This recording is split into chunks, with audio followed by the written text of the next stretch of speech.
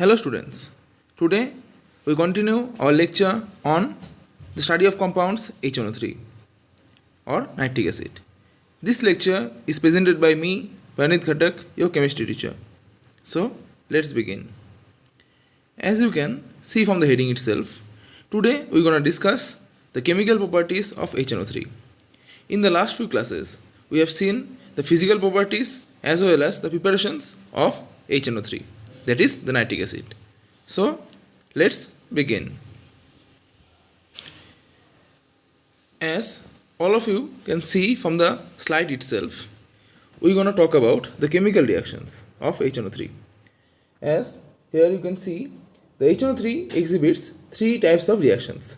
Namely, it can act as acid, it also acts as an oxidizing agent, as well as it can also act as a nitrating agent. Okay, so we will go forward one by one.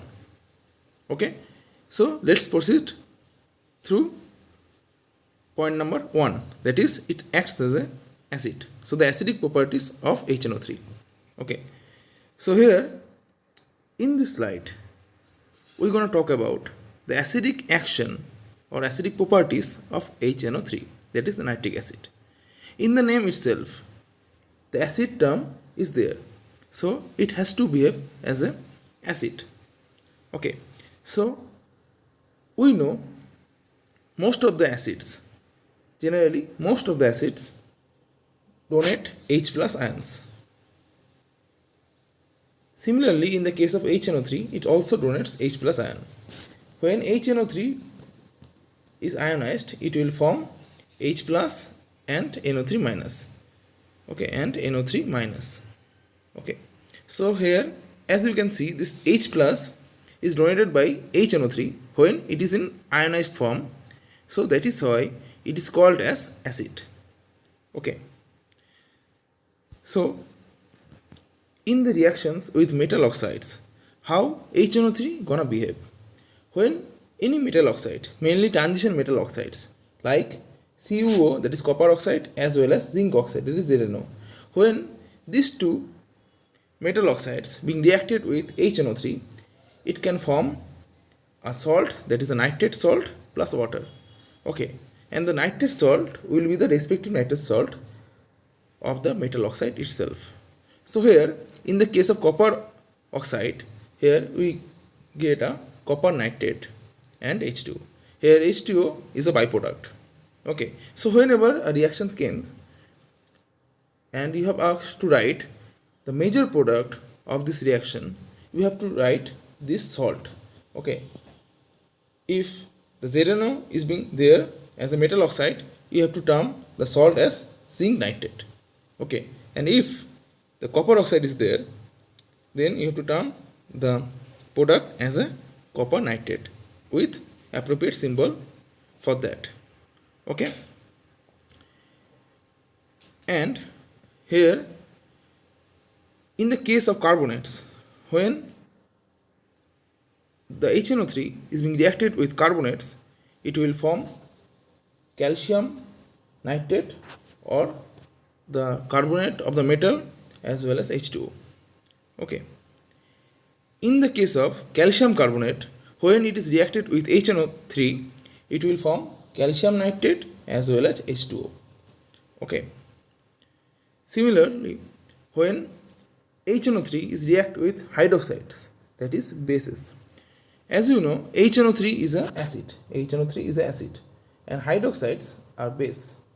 When an acid-base reaction goes on, then it will form a salt and water.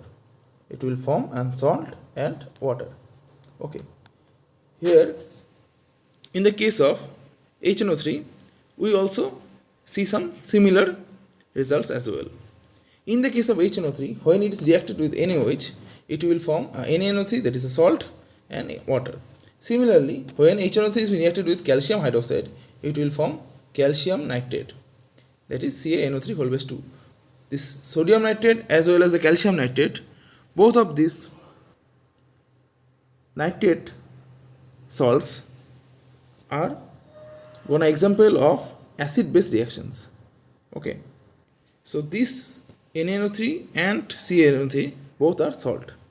Okay, so HNO3 as a typical acid, typical mineral acid, it shows the same properties of the similar general acids like HCl as well as H2SO4.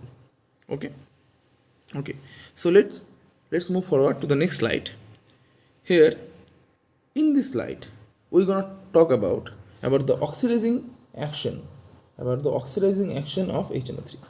Okay, so as we know, HNO3 is a strong oxidizing agent. It oxidizes other elements and itself reduced to NO2 and NO. Okay, the oxidizing action of HNO3 usually depend upon the concentration of acid and the temperature of the reaction itself. Okay, so if we change the concentration of the acid as well as change the temperature of the reaction, then we can affect the oxidizing property of HNO3. However, this concept or this effect is not so much valid for H2SO4. Okay, so H2SO4 is more than powerful oxidizing agent than HNO3. Okay, as well as you have to know, when HNO3 acts as an oxidizing agent, there the HNO3 itself reduced, but it will oxidize the other substance as well. Okay, so let's move to the third point. That is, in the third point we have already finished the discussion of HNO3 as an acid, HNO3 as an oxidizing agent. So the third point is as a nitrating agent. As you all know that HNO3 consists of a nitrate group, so it will also act as a nitrating agent. Okay, so let's see how it acts as a nitrating agent. When we do a reaction with metals with HNO3, it will generally form a salt, that is a metal salt, then nitrogen dioxide, or NO, that is nitric oxide. Okay, depending on the particular reaction, it can form nitrogen dioxide, N2O, or NO. Okay, so here in the case of zinc, when HNO3 is reacted with zinc, it will form ZnNO3 whole base 2, that is zinc nitrate, as well as N2O plus 5H2O. Okay, so it will form N2O and H2O as a byproduct, but the main product will be the salt. That salt is being called as zinc nitrate. Okay, and when the moderately dilute HNO3 is being used over the copper and silver, it will also form a salt of the respective metal ion as well as H2O and NO. Okay, I have already been discussed that the byproduct N2O or NO which will form, it will depend upon the particular reaction itself. Okay, so here in the case of zinc it will form N2O, but in the case of copper and silver it will form NO and H2O, although the salt will be there of respective metal ion. Here in the case of copper it will form copper nitrate, but in the case of silver it will form silver nitrate. Okay, here we will see some few more example as well. In the case of concentrated and hot HNO3, when it reacts with copper and iron, that is the transition metals, it will form a salt that is called copper nitrate or ferric nitrate, as well as it will form nitrogen dioxide and H2. Here the byproducts have been changed. It is nitrogen dioxide, is N2O and H2O, although one thing is similar, that is a salt, the salt of that metal ion. Here, if you take copper, then it will be copper nitrate. If you take iron, then it will be iron nitrate or ferric nitrate. Okay. And the last reaction is when you use the vapor of HNO3.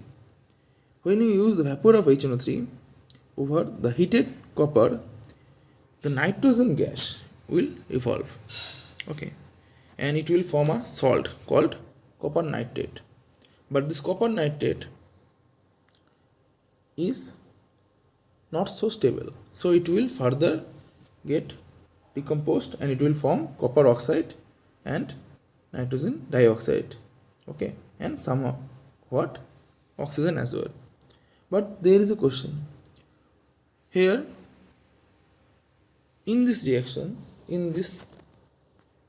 that is copper plus 4HNO3, it will also form copper nitrate, but it will not decompose like here. This copper nitrate is being decomposed in the fourth point, but the copper nitrate produced in the third point, that is concentrated and hot HNO3, when reacts with the copper, when it form copper nitrate, this copper nitrate will not decompose. But here, when the vapor of HNO3 is being reacted with copper, this copper nitrate will decompose, because here in the case of hot and concentrated HNO3, here the reaction mechanism is quite different, because here the thermal energy is not that high where the case of vapor HNO3, because the thermal energy here is high, the temperature and the heat is higher. So this copper nitrate creates sufficient amount of energy to decompose itself and break the bonds between the copper and nitrogen. Okay, that is why when the vapor of HNO3 is being reacted with copper, it will form the copper nitrate, but the reaction doesn't stop here. The reaction will go on, and the copper nitrate, the product itself, will get decomposed and it will form a copper oxide. Okay, so here in this class we have discussed the chemical properties of HNO3. Okay, we have discussed the acidic character as well as the oxidizing character and the nitrating character of HNO3. Okay, so I hope you have all understood this part very well. If you have any kind of doubt, please ask me in the comment section below. So thank you very much.